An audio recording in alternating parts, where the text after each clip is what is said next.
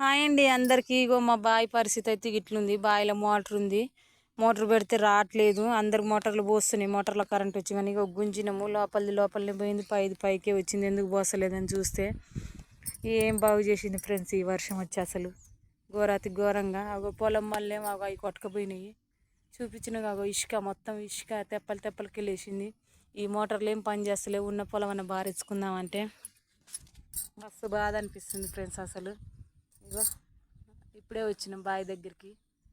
ఎండ వస్తుందని ఇంతసేపు వర్షమే పడింది. మళ్ళీ కూడా ఇక వచ్చిన కాడికి వచ్చింది కానీ పోరాదు దేవుడా వానదేవుడా అని అందరం ప్రార్థించుకుంటున్నాం. కానీ ఇంకేం చేస్తుందో ఏమో ముసురుందని చెప్తురు వార్తలల్లో.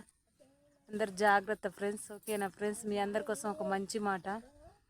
దేవుని గుళ్ళ ఎంత విరాళం ఇచ్చినా ఎంత కానుక పెట్టినా కూడా భక్తుడని అంటారు ఫ్రెండ్స్. చాలామంది వరదలు ఇచ్చి కొట్టుకుపోతారు. మీకు వీలైనంత సహాయం చేయండి, వాళ్ళని ఆదుకోండి దయచేసి.